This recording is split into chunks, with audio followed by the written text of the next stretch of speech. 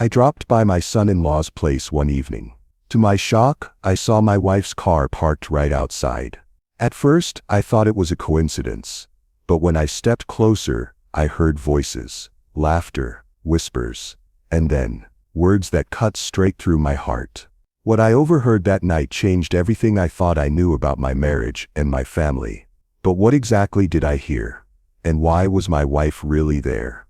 Before we continue, please subscribe to the channel and let us know where you are listening in the comments. Now let me take you back to the moment it all began. I had been married to Linda for more than 20 years.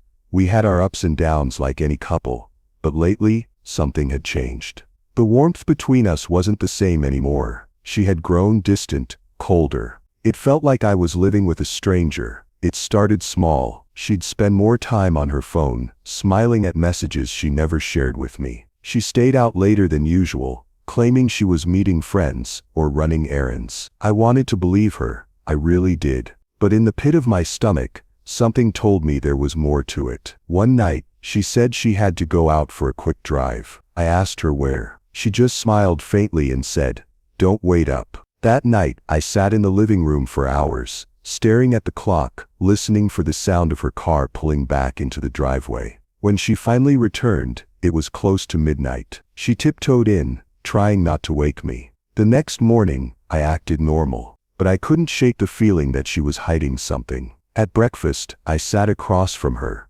sipping my coffee. She barely looked up. Her phone kept buzzing on the table, and she typed fast, her fingers moving nervously. When I asked who it was, she shrugged. "Just Chloe," she said. But when I glanced at the screen, I saw a different name flash before she quickly flipped the phone upside down. I let it slide. Or at least I pretended to. Chloe, our daughter, came by later that day. She had this uneasy look on her face too. "Dad," she said carefully, "have you noticed Ethan acting weird lately?" Ethan, my son-in-law, had always seemed charming. Too charming, maybe. He had a way with words, the kind of guy people trusted too easily. I asked Chloe what she meant, but she just shrugged and said, "I don't know. He's distant, distracted, like his mind is somewhere else." Her words hit me harder than she realized. Linda leaving late at night, Ethan acting strange, my gut twisted. Could the two be connected? I told myself not to jump to conclusions. I told myself Linda was just going through a phase, maybe stressed, maybe tired of routine.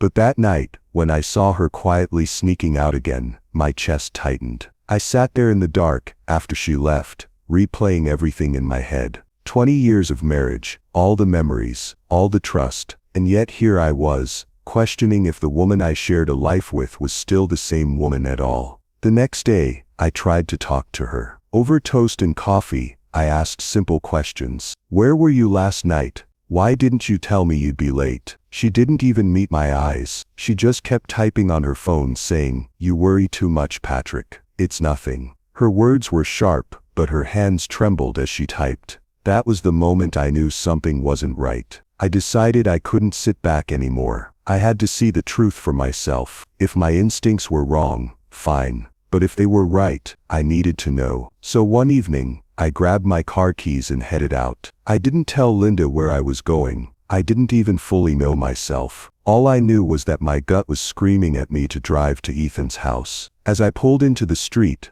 the lights from his living room spilled across the lawn. My hands tightened on the steering wheel. I felt my chest grow heavy, like I was about to walk into something I wasn't ready for. But I kept driving forward, one slow turn of the wheel at a time, bracing myself for whatever truth I was about to uncover. And deep down, I already knew it was going to hurt. When I pulled up outside Ethan's house, the first thing I noticed was a car sitting in the driveway. At first I didn't pay attention, but then my heart dropped. It was Linda's car. I froze behind the wheel, staring at it. A dozen thoughts hit me at once. Why was her car here? Why hadn't she told me she was coming to see Chloe? But Chloe wasn't even home. She was at a late shift that night. I knew that for a fact.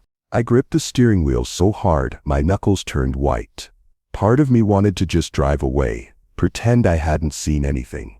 But another part of me, the stronger part, needed to know. I had to see for myself what was going on. I shut off the engine and sat there for a moment, the silence pressing down on me. My chest tightened with every breath. It can't be, I whispered to myself. But the truth was staring me right in the face. Slowly, I stepped out of the car. The cool night air hit me, but it did nothing to calm the fire rising inside.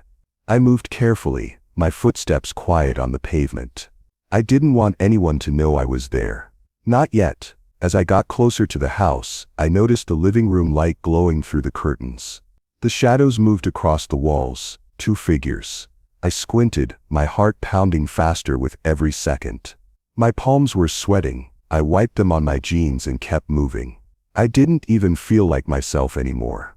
I felt like a stranger watching his own life fall apart in slow motion. I stopped near the window and leaned in, holding my breath. For a moment all I heard was the faint hum of the refrigerator inside. Then laughter, soft, muffled laughter. My stomach twisted. I knew that laugh. I had heard it for years. Linda. I froze again, every muscle in my body tense. I pressed closer, praying I was wrong, but the sound only grew clearer. It was her. There was no mistake. My ears caught another voice. Deeper, smoother. Ethan. The 2 of them were laughing together, the kind of laugh that cut me deeper than any knife could. I pressed my hand against the wall to steady myself. My head was spinning. My wife, my son-in-law. Together, in there, while I stood outside like a fool. I wanted to burst in right then, scream, demand answers. But my body wouldn't move. My legs were heavy, like they were chained to the ground. All I could do was listen, my pulse racing so fast I thought my heart might explode. Through the thin walls, I could hear them talking. I couldn't catch every word, but the way Linda's voice softened, it wasn't the way she spoke to me anymore. I closed my eyes and leaned even closer, straining to hear. That was when I heard it clear as day. Her voice. My wife's voice. Whispering his name. Whispering Ethan's name with a tenderness that used to belong to me. I staggered back a step, my chest heaving. The truth hit me like a hammer. Everything I had feared, everything my gut had warned me about, it was all real. I stood there in the dark, staring at the window, my whole world crumbling in front of me. I didn't want to believe it, but I couldn't deny what I had just heard. Linda was inside Ethan's house, with him, laughing, whispering, sharing something that was supposed to be mine. And in that moment, I knew my life would never be the same again. I stayed frozen outside that window, barely breathing, my ears straining against the thin glass. My heart was pounding so loud I was afraid they might hear it. Then their voices got clearer. I heard Ethan first. His tone was calm, almost smug. "Don't worry," he said. "I'll handle it. Just give me time." Linda laughed softly, the sound twisting in my chest like a knife. "You always say that," she whispered. "But what if he finds out?" "Find out?" My stomach turned. Were they talking about me? I pressed closer, praying I was wrong. But then Ethan's reply hit me like a hammer. "Patrick doesn't suspect a thing. He trusts you too much." I felt my knees go weak. My wife, my own son-in-law, talking about me like I was some blind fool. Linda sighed loudly. "Sometimes I feel trapped with him. It's like I'm living in a cage. He doesn't even see it." Her words cut deeper than anything I had ever heard in my life. Trapped? A cage? I thought I was giving her stability, a family, a home. But to her I was nothing but a prison. I felt the world spin around me, my chest burned. But before I could process the pain, Ethan's voice came again, smooth and steady. "Once things are handled, you'll never have to worry again. I'll take care of you. You'll have the life you deserve." I clenched my jaw so hard it hurt. My hands were shaking uncontrollably now. Rage and heartbreak swirled together inside me, choking me.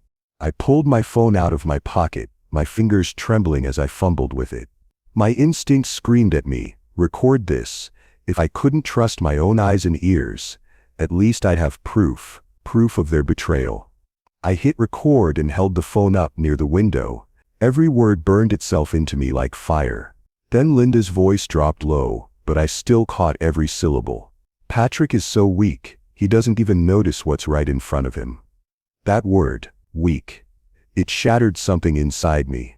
I stumbled back a step, nearly losing my balance, weak. After everything I'd done for her. After all the years I stood by her side, worked myself to the bone to provide, sacrificed dreams so she could have hers. My throat tightened, and I could barely breathe. I wanted to storm in right then, to grab them, to shout, to break the illusion they were living in. But I couldn't move. Instead, I just stood there, phone in hand, recording the people I trusted most tearing me apart with their words. The night felt colder now. The laughter from inside felt louder, sharper, like it was mocking me. Mocking the man I thought I was. I backed away slowly, my eyes never leaving that glowing window.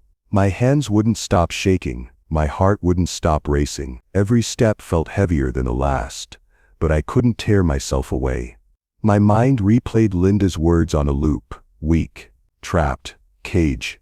I clenched my fists until my nails dug into my palms. The pain grounded me for a moment, but it didn't stop the storm inside. As I reached my car, I leaned against the door, gasping for air like I had just run a marathon. My phone was still recording, their voices faint in the background. It was all real. I had proof, but the proof didn't ease the ache in my chest. It didn't stop the betrayal from spreading like poison through my veins. I closed my eyes and whispered, "Why Linda? Why him?" The night gave me no answer, only silence, and the faint sound of laughter still echoing from the house behind me. I slid into the driver's seat, gripping the steering wheel with both hands. I couldn't drive yet. My body was frozen, my mind spinning. One thing was clear, my world was no longer the same. The people I loved had turned into strangers, and their voices mocking me, tearing me apart, would haunt me forever. But deep down, past the pain, past the heartbreak, something else began to rise, something darker, something colder, anger. And I knew this was only the beginning. I sat in my car with the engine off, staring at Ethan's house like it was some monster I couldn't fight. My hands were shaking on the steering wheel, my chest felt tight like someone had tied a rope around me and kept pulling. I pulled my phone out and hit play. Their voices came through, clear as day. Ethan's smooth tone. Linda's soft laugh, and then those words. "Patrick is so weak." Hearing it again was worse than the first time. It was like the knife twisted deeper, carving straight into my heart. I pressed pause, but the damage was already done. I dropped my head back against the seat and closed my eyes. My wife, my son-in-law, mocking me. Plotting behind my back, part of me wanted to storm back inside, kick that door open, and drag them both into the light. I wanted to shout, to demand answers, to end it right there. My fists clenched so tight I felt my nails dig into my palms. But another voice inside me whispered, "No, not yet." If I went in now, what would happen? They'd deny it, they'd twist the story. And maybe Linda would cry, make excuses, turn it all on me. I knew her, she was clever like that. And Ethan, he was young, smooth-talking, manipulative. I couldn't just go in blind. My mind flashed to Chloe, my daughter. She had no idea what her husband was doing. No idea her own mother was betraying me with him. That thought nearly broke me. How would she survive this truth? Would it destroy her? I gripped the steering wheel tighter, sweat dripping down my forehead. I couldn't let Chloe get crushed in this. I had to be careful. I sat there for a long time, the night pressing down on me. My rage kept rising, like a storm trapped inside my chest. But under the anger there was still love. Love for the woman I thought Linda was. Love for the family I thought I had. That mix tore me apart. Finally I whispered out loud, "I can't do this alone." The first face that came to mind was Martin, my oldest friend. He was the kind of man who saw through lies. He'd been there for me through thick and thin. If anyone could help me stay steady, it was him. I started the car and drove. The whole way I gripped my phone like it was a weapon. That recording was my shield, my proof, my truth. When I reached Martin's place, it was late, but I didn't care. I banged on his door until the lights came on. He opened it in his robe, looking half asleep. "Patrick, what the hell, man?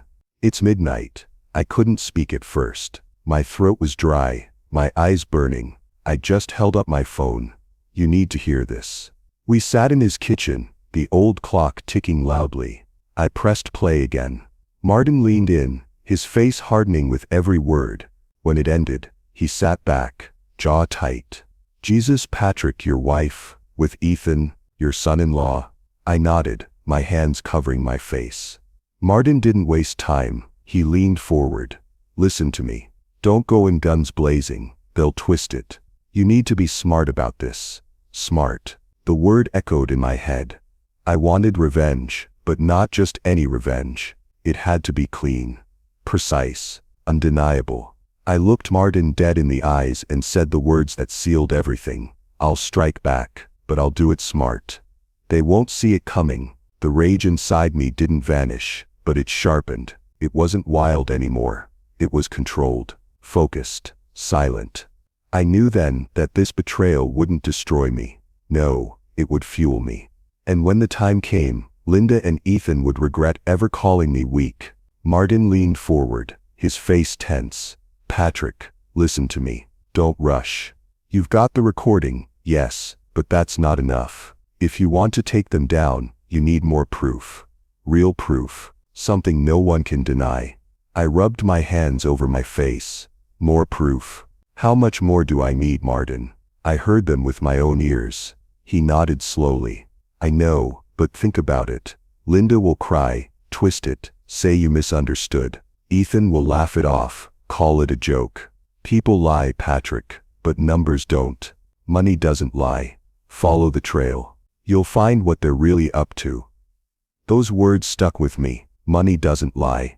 The next morning, I sat at the kitchen table, staring at our bank account on my laptop. At first it looked normal. Bills, groceries, car payments. Nothing unusual, but something nagged at me, so I dug deeper. And then I saw it. Transfers. Quiet ones. Not huge, but steady. Draining slowly from our joint account. Thousands of dollars gone over the past few months. My stomach sank. I clicked through the records. The transfers led to another account, and the name attached made my blood run cold. Ethan. I couldn't believe my eyes. My wife hadn't just betrayed me with her heart. She'd betrayed me with money. My money. Our money. I slammed my laptop shut, my chest heaving. My hands wouldn't stop shaking. For a moment I thought I might actually be sick. Martin's words echoed in my head. Numbers don't lie. I opened the laptop again, forcing myself to keep looking. Transaction after transaction. Rent money. Vacation savings. Even a chunk from the account we had set aside for Chloe's future. All funneled quietly into Ethan's hands. The betrayal cut deeper than I thought possible. This wasn't just about love. It wasn't just about my wife sneaking around. No, they were building something together. A future. And they were building it with my hard work. I pressed my fist to my mouth to stop myself from shouting. In my mind, I saw Linda smiling sweetly at me at dinner, asking about my day, acting like nothing was wrong, and then, probably that same night, transferring money to Ethan behind my back. I whispered out loud, my voice trembling. "She planned this. She's been planning this the whole time." I felt the floor under me shift. Everything I thought I knew about my marriage collapsed in that one moment. I picked up the bank statement again and stared at it, my vision blurring. I tried to understand how far it went. How long she'd been lying. How long Ethan had been laughing at me. The thought that crushed me most was Chloe. She trusted her mother. She loved Ethan. And all this time they were robbing her future too. I slammed the papers down and leaned against the table, gripping the edge until my knuckles turned white. For the first time, I realized this wasn't just betrayal. It was a plan. A scheme. They wanted to take me out of the picture completely. Emotionally, financially, maybe even in every way possible. Martin was right. If I had stormed into that house last night, they would have cried, lied, and laughed at me. But now I had something solid. I picked up the phone and called Martin. My voice was cold this time. "You were right. I found the proof. She's been siphoning money for months, straight to Ethan." There was silence on the other end before Martin spoke. "Patrick, this isn't just an affair. This is war." He was right. My world had collapsed in one night, but deep inside me something else was rising. A new kind of rage. Quiet, focused, I stared again at the bank statement. My jaw set. They think I'm weak, I whispered. They have no idea what's coming. I had proof now. Proof that my wife wasn't just betraying me with words but with actions. Still, I knew if I moved too fast, I'd lose everything. So, I decided to play it cool. When I walked through the front door that evening, Linda was already in the kitchen. She smiled at me, like nothing was wrong. "Hey honey, dinner's almost ready." I forced a smile back. My chest felt heavy, but I had to act normal. "Smells good," I said, even though I had no appetite. She looked so calm, so confident. She thought I was clueless. That made my stomach turn, but I kept quiet. The calmer I acted, the bolder she grew. At dinner, Chloe sat at the table with her arms crossed, pushing food around her plate. I asked softly, "What's wrong, sweetheart?" She sighed and shook her head. "It's Ethan. He's different now, cold. I tried to talk to him, but he just ignores me. Sometimes he even snaps at me for no reason. I don't think he likes me anymore, Dad." Her words stabbed me. That boy had already stolen my wife. Now he was hurting my daughter too. I wanted to slam my fist on the table and tell Chloe the truth, but I couldn't. "Not yet." I reached across, squeezed her hand and said, "Don't worry, Chloe, I'll handle it. Things will change." Out of the corner of my eye, I caught Linda giving me a sharp look. A look that said she didn't like me siding with Chloe. That look burned into my mind. She wasn't just distant from me. She was turning against her own daughter too. The next few days, I started testing her with small questions. "So did you buy that pair of shoes you mentioned?" I asked casually, knowing full well I'd seen our account drained. She blinked and shook her head. "No, I didn't. I decided not to. Too quick, too rehearsed." "Another night," I said, "maybe we should plan a family vacation. Somewhere nice for Chloe. She could use a break." Linda smiled, but it didn't reach her eyes. "Maybe. We'll see." Her lies piled up one by one, and I collected them like evidence. I never raised my voice, never accused her. I just nodded, pretended to believe her, and let her dig her own grave. Meanwhile, Martin was my lifeline. I met him at his office after work, behind closed doors. He leaned across the desk and said, "Patrick, you need to secure yourself legally. Protect Chloe first. Don't let Linda and Ethan blindside you. Build everything quietly." I nodded, gripping the arms of the chair. "I'll do it. But Martin, I can't stop thinking about how easily she lies to my face." He looked at me firmly. "That's why you wait. You only get one chance. Don't let your anger blow it." At night when the house was quiet, I pretended to sleep beside Linda. The glow of her phone lit up the dark. I could hear the soft taps of her thumbs. She thought I was snoring, but I was listening. Watching one night, she even chuckled under her breath, whispering as she typed. I closed my eyes tighter, my fists clenching under the blanket. I wanted to rip the phone from her hands, but instead I stayed still, silent. She thought I was weak. She thought I had no idea, but she was wrong, because I had her words recorded. I had proof of the stolen money. I had Martin guiding me, and I had Chloe's trust. Lying there in the dark, I whispered so quietly she couldn't hear me. "Keep laughing, Linda. Keep lying. Soon you'll see who's really weak." I stared at the ceiling, my mind already planning the next step. My mask was holding, but cracks were about to form in hers. I thought I was alone in this, alone in carrying the truth of what Linda and Ethan were doing. But sometimes life throws you a surprise from the most unexpected place. It happened one afternoon, when I parked down the street from Ethan's house again. I sat in my car, windows cracked, pretending to read a newspaper. In reality, my eyes never left that front door. Then came a soft knock on my window. My heart jumped.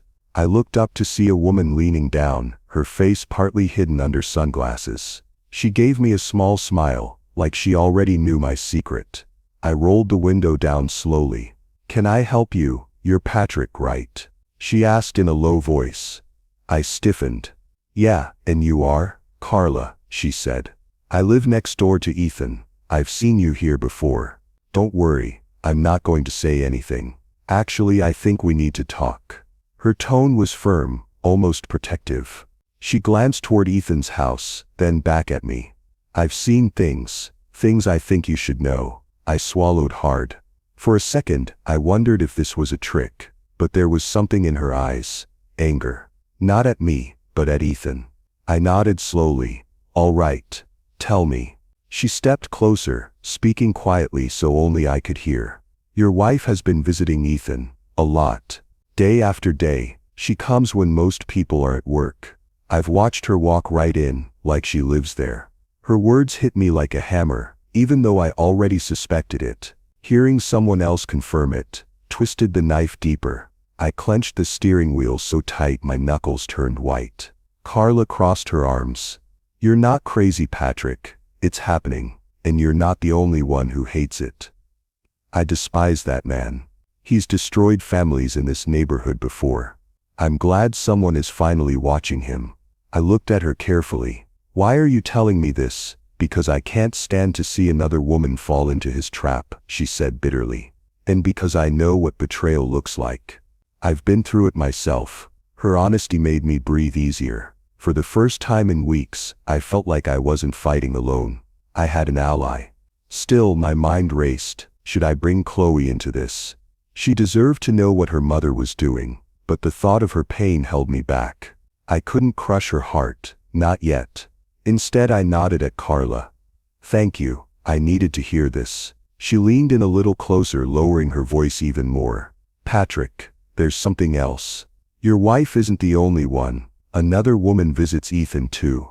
A younger woman, different car, different times. She doesn't stay long, but it's not just friendship. Believe me, I know the look. My breath caught. I stared at her in disbelief. Another woman, Carla nodded. He thinks he's clever, but people notice. He's playing them all. The rage inside me grew hotter. It wasn't just Linda and Ethan betraying me. Ethan was betraying Linda too. My wife, who had thrown away her marriage, her family for this man. She wasn't even his only choice. The thought almost made me laugh. Almost, but instead, my chest ached with a strange mix of fury and pity. Carla placed a hand on my car door. Whatever you're planning, Patrick, be smart. Men like him always slip up. Use it. Her words echoed in my head, long after she walked away. That night, as I sat in the dark living room while Linda texted upstairs, my mind started forming a plan. A real plan, no more just watching. No more waiting for them to reveal themselves. I was going to set a trap, and when I did, I wouldn't just expose their betrayal, I'd crush it completely. For the first time in weeks, I felt a sense of control. The web of deceit was bigger than I thought, but now I had another pair of eyes watching with me. And soon Linda and Ethan would have nowhere left to hide. I couldn't shake Carla's words. Another woman. Ethan wasn't just with Linda. He was juggling someone else too. At night I lay awake, staring at the ceiling. Linda breathed softly beside me, pretending to sleep. I wondered if she even knew. Did she realize Ethan was playing her, or was she so blinded by his charm that she didn't care? The thought tore me apart, because if she did know, then she was worse than I imagined. And if she didn't know, then she had given up her family, her marriage, and her dignity for a man who would never choose her. The next morning, I called Martin. My voice was low, steady. We need to dig deeper. I want to know everything about Ethan. Martin didn't hesitate. All right. Let's start with his finances. People like him always leave a trail. That night, we sat at his kitchen table. Martin had his laptop open, papers spread everywhere. I stared at the numbers, the records, the bank details, and what we found made my blood boil. Ethan wasn't just living off charm. He was drowning in debt, credit cards maxed out, loans unpaid. He had risky investments in shady businesses. And worse, he had money coming in from two familiar accounts, Linda's and Chloe's. I leaned forward, my heart pounding in my ears. What the hell is this? Martin pointed at the screen. Transfers, regular ones. Linda's been moving money to him, but look here. See this? That's Chloe's account. He's been taking from her too. I froze. My daughter. My innocent girl who still thought Ethan cared for her. He was stealing from her right under her nose. A protective rage ripped through me. My fists slammed the table. He's using my daughter's money. Martin nodded grimly. Yeah, probably told her it was an investment, maybe even promised her some kind of future with him. He's conning both of them, Patrick. Linda and Chloe. I covered my face with my hands. The betrayal felt like a knife twisting deeper and deeper. It wasn't just my wife anymore, it was my child. The girl I had raised, the girl who trusted me to protect her, and I had failed her. I remembered Chloe's recent complaints, how Ethan seemed distant, how she felt he was hiding something. She had been sensing it, but she didn't know the truth. Not yet, I whispered, almost to myself. She doesn't deserve this. She doesn't deserve any of this. Martin leaned back, watching me. So now what? You want to confront him? I looked up sharply, my jaw clenched. My whole body shook with the urge to storm into Ethan's house and tear the truth out of him. But I forced myself to breathe. Not yet. If I went in blind, he'd deny it. Linda would cover for him. And Chloe, she'd be crushed without proof. No, I needed to be smart. Just like Martin said. Just like Carla reminded me. Ethan would slip, and when he did, I'd be ready. But still, the thought of my daughter's money being drained burned me inside. I wanted to shout it at Linda's face, to ask her if she knew, if she had any idea Ethan was using her daughter like a piggy bank. And then I wondered, maybe she did know, maybe she was helping him. That thought made me sick. Linda walked into the kitchen that night, humming softly, carrying her phone in her hand. She smiled faintly at me, pretending everything was normal. But I saw the lie in her eyes, the glow on her face whenever Ethan texted her. I wanted to confront her right then, to demand answers. But instead, I forced a smile and sipped my coffee, because the truth was, the cracks were showing. Not just in Ethan's life, but in Linda's lies. And soon, they were both going to break wide open. I didn't know how much longer I could hold back. But I knew one thing for sure. The next time Ethan tried to play his little games with my family's money, I would be waiting. And when the moment came, I'd make him regret every single move he ever made against us. I couldn't keep it bottled up anymore. Knowing Ethan was using both Linda and Chloe's money was eating me alive. Every time I saw my daughter smile at him, it tore me apart. She had no idea she was being played. One evening I asked Chloe to sit down with me, just the two of us in the living room. My hands trembled, but my voice stayed firm. Sweetheart, I began. There's something you need to know about Ethan. She frowned immediately. Dad, if this is about him not coming over much, I already know. He's just busy. I shook my head. No, Chloe, it's worse. I've been watching. I've been digging. Ethan isn't who you think he is. He's been seeing your mother, and not just that. He's taking money from both of you. Her face went pale, then red with anger. What? That's crazy. You've always hated him. You're just jealous because I found someone who makes me happy. Her words cut me deep, but I pressed on. I have proof, Chloe. Transfers, records. He's in debt. He's using you and your mother at the same time. But she wasn't listening. She stood up, shaking her head, her eyes filling with tears. Stop it. You sound paranoid. You're trying to ruin this for me. Before I could say another word, she stormed out. My chest tightened as I heard her car start. I knew exactly where she was going, straight to Ethan. Hours later she returned. Her eyes were red, but she wouldn't look at me. She threw her bag down and shouted, I talked to him. He told me everything. He said you're spying on him, Dad. He said you can't stand that he makes me happy. He said you're obsessed. I swallowed hard. And you believed him? She glared at me, her voice shaking. Of course I did. He loves me. You're just bitter. You've been alone too long, and now you're trying to drag me into your misery. Her words felt like knives. My own daughter. The one I was trying to protect. She couldn't see the truth staring her in the face. I tried to reach for her hand, but she pulled back. I can't believe you'd stoop this low. You're supposed to be my father, but you're acting like some jealous old man. I felt my heart breaking, but the pain wasn't over. Because just then, Linda stepped out from the kitchen. She had been listening. Her arms were crossed, her face cold. Chloe's right, Linda said flatly. You're paranoid, Patrick. Always suspicious. always looking for someone to blame. First me, now Ethan. Maybe you should look in the mirror. I stared at both of them, unable to breathe. My wife, my daughter, united against me, defending the very man destroying us. I tried to speak, but my voice cracked. I'm doing this for you, both of you. He's playing you like fools, Linda sneered.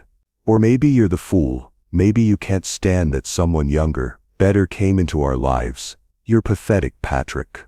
Chloe turned away, tears streaming down her face. She muttered, I don't even want to talk to you right now. I stood there in silence as they walked off together, leaving me alone in the living room, alone, betrayed, broken. I sank into the chair, burying my face in my hands. For years I had sacrificed everything for my family, and now the very people I loved most were siding with the man tearing us apart. I felt like the ground had been ripped from under me, the walls closed in. My chest ached with every breath. I whispered to myself, even my own daughter doesn't believe me. The betrayal cut deeper than anything Linda had ever done, because I could handle my wife's lies. But my child, turning against me, that was unbearable. And yet, in that moment of despair, something hardened inside me. If they couldn't see the truth, I would make them see it. Even if it meant losing everything, because this wasn't just about revenge anymore. It was about survival. After that night, I shut myself off. I stopped talking to Linda. I stopped talking to Chloe. My own house felt like a prison, filled with whispers and lies I couldn't escape. Every corner reminded me of the betrayal, but I wasn't finished. Not yet. I spent hours alone in my study, staring at the evidence Martin had helped me uncover.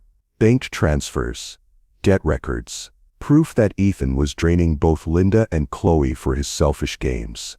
I knew the truth. I had it in black and white. One evening, Martin came over. He found me sitting in the dark. You look like hell, he said. I gave a bitter laugh. That's about right. He dropped a folder on the table. Don't forget, you've got this. You're not empty-handed, Patrick. You've got more than suspicion. You've got proof. His words were like water on dry ground. They reminded me I wasn't powerless. The next day, Carla knocked on my door. She glanced around nervously before stepping inside. I've seen things, she whispered. Linda's car, Ethan's women. The visits, I'll testify, Patrick. If it comes to it, I'll stand by you. Her voice shook, but her eyes were steady. For the first time in weeks, I felt less alone. I wasn't just some paranoid old fool. Other people saw it too. I thanked her, my voice rough. You don't know how much this means. From that point on, I started working quietly. No outbursts, no wild accusations. I gathered every paper, every witness, every shred of truth. Piece by piece, I built my case. But as I worked, things in the house grew uglier. Linda stopped hiding her connection with Ethan. She flaunted it like a weapon. Phone calls at night, laughter on the porch, sudden trips that made no sense. She wanted me to see it. She wanted to break me, and it was working. Chloe grew colder by the day. She barely spoke to me, and when she did, her words were sharp. Ethan warned me you'd try this. He said you'd do anything to tear us apart. Each time she said his name, it felt like another wound opening inside me. She was slipping through my fingers, pulled deeper into his lies. I tried to keep calm, but inside, a storm raged. I wanted to scream. I wanted to drag her to the files, shove the papers in her hands, make her see. But I knew it wouldn't work. Not yet. Then one night, I reached my breaking point. I had been driving by Ethan's place, watching from the shadows like I had done so many times before. His house glowed with warm lights, laughter spilled out of the windows. Linda's car was parked in the driveway. I gripped the steering wheel until my knuckles turned white. My chest burned. Through the glass I saw them, Ethan smiling. Linda, her hand resting on his arm. Chloe walked in, hugging him, kissing him on the cheek. It was too much for one man to bear. My pulse pounded in my ears. I slammed the car door and stormed across the street. My fists clenched, my vision blurred with rage. I was going to end it right there, burst into his house. Tear the lies apart with my bare hands. I reached the porch. My hand hovered over the doorknob. My whole body shook with fury. But then, I froze. Martin's words echoed in my head. Carla's promise replayed in my mind. You've got proof. You've got allies. Don't blow it now. I stood there, my breath ragged, staring at the door. For a long moment, I almost didn't care. I almost turned the knob, but then I stepped back. One step, then another. I couldn't waste everything I had built. One wrong move, and I'd lose it all. So I walked away, my heart torn to pieces, but my resolve stronger than ever. This wasn't the night to destroy Ethan, but his night was coming, and when it did, I'd be ready. I knew I couldn't fight this war alone. Watching Ethan from the shadows, holding my anger inside, it wasn't enough anymore. If I wanted justice, I had to play smarter. I had to strike where it would hurt him most. That's when I called a lawyer. I sat in his office, the blinds half drawn, the air heavy with silence.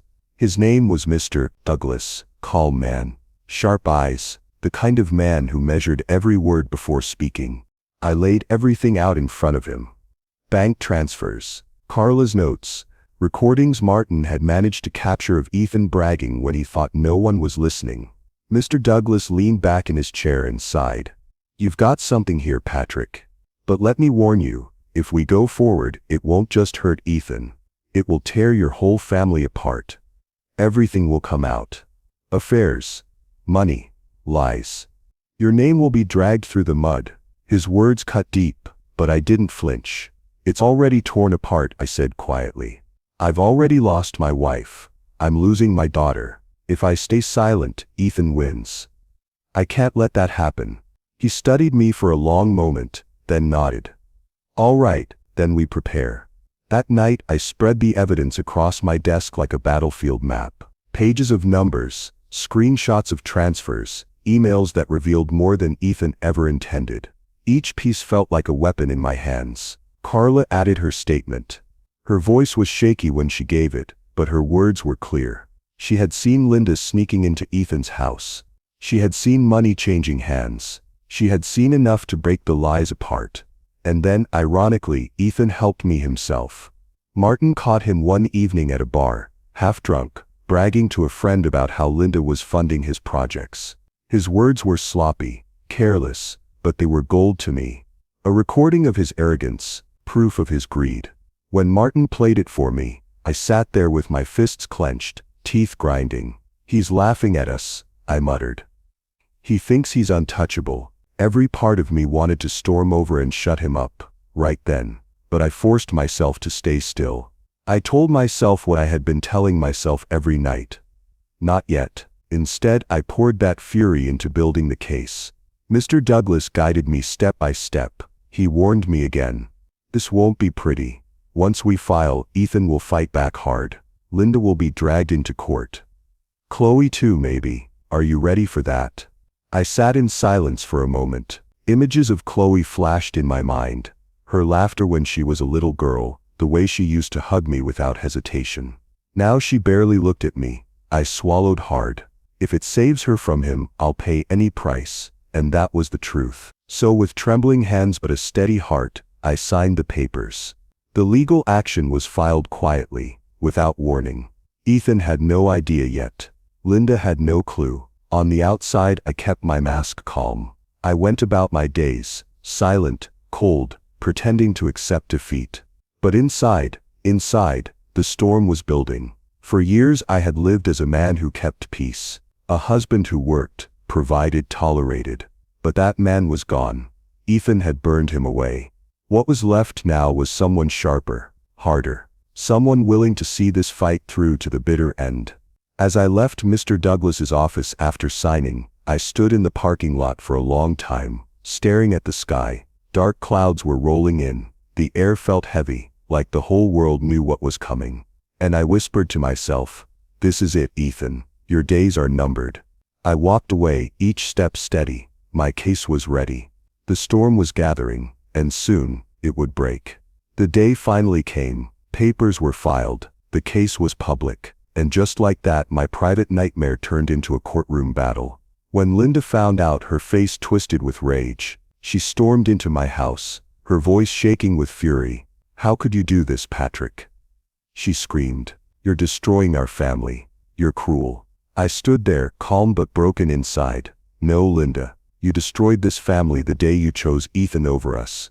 Her eyes flashed with hate. For a moment I almost didn't recognize the woman I had once loved.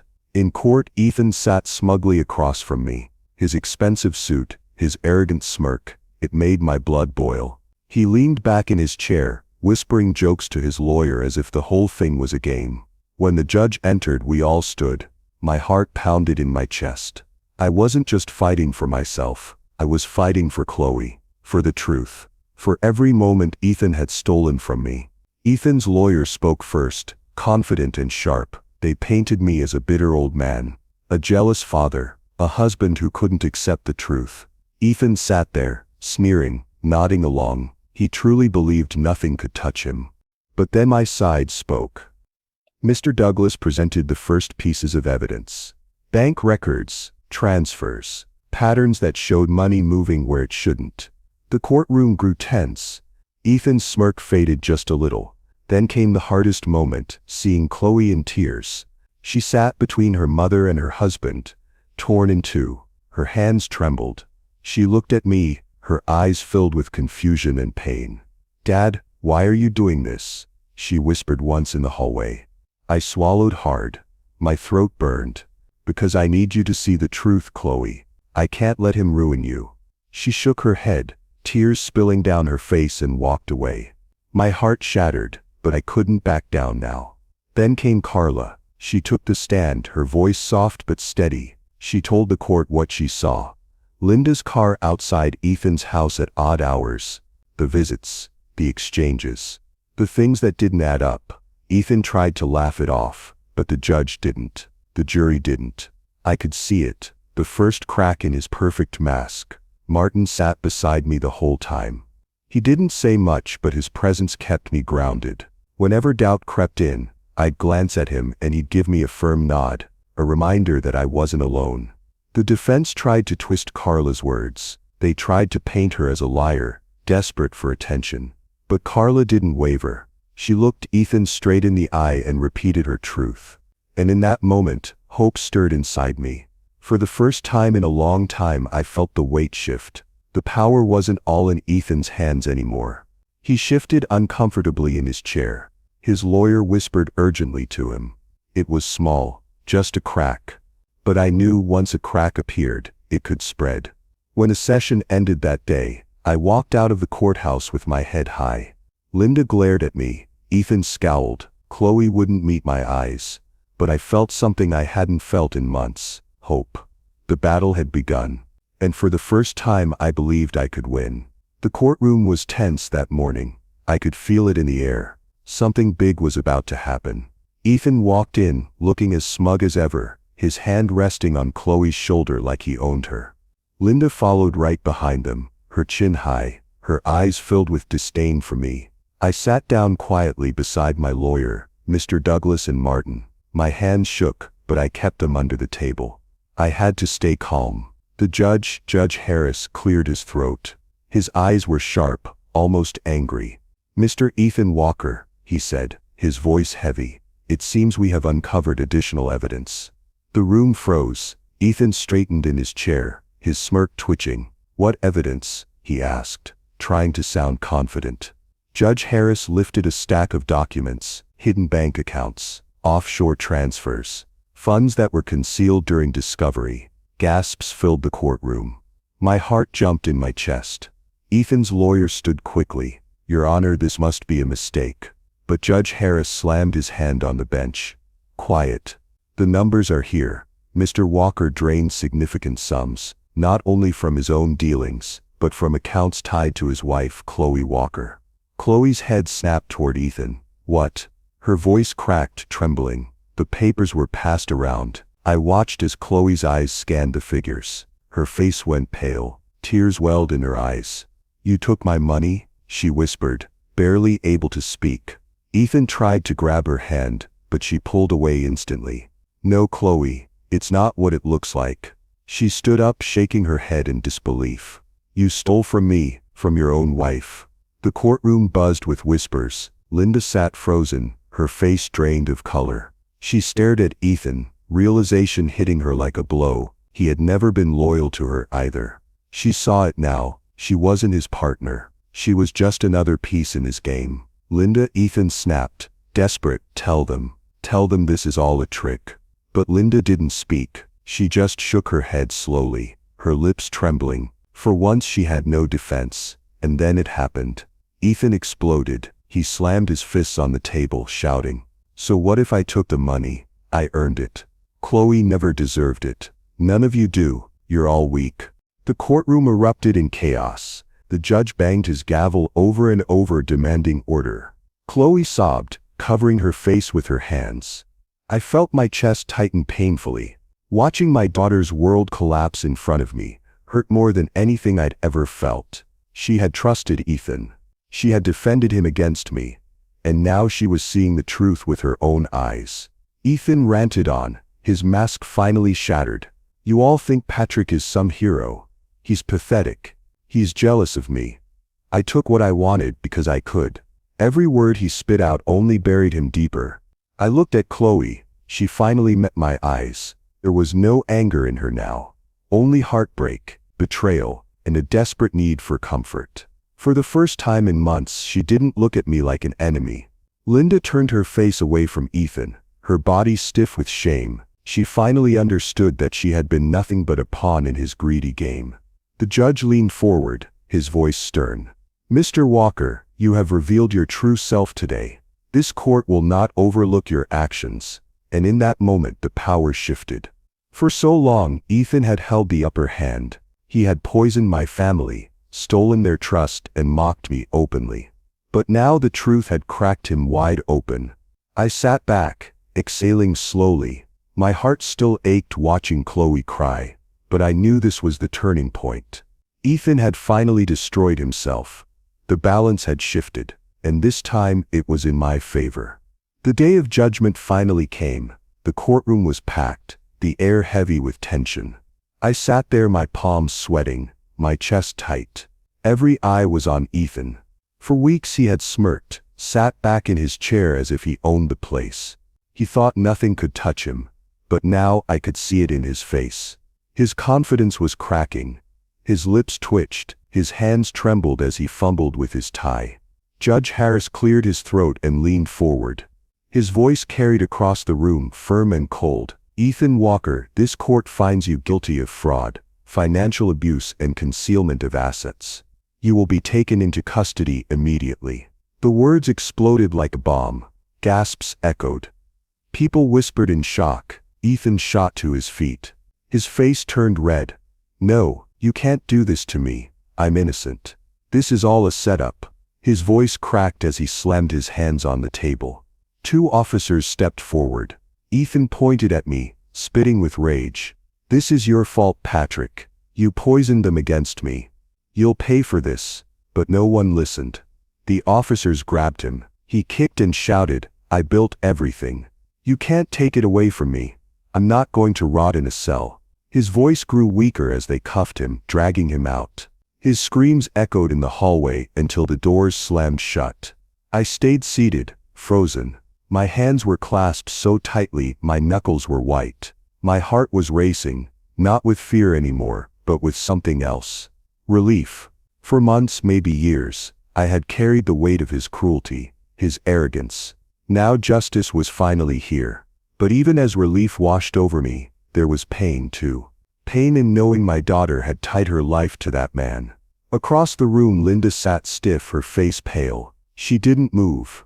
For months she had defended Ethan, looked at me with disgust, laughed at my warnings. Now she was crumbling. The whispers in the gallery grew louder. People pointed, shaking their heads. I could hear words like shameful, and how could she? Her eyes darted around the room, searching for sympathy, for anyone to side with her. No one did. Her pride was gone. She was left with nothing but humiliation. I locked eyes with her for a moment. She looked away instantly, her lips trembling. That was her punishment.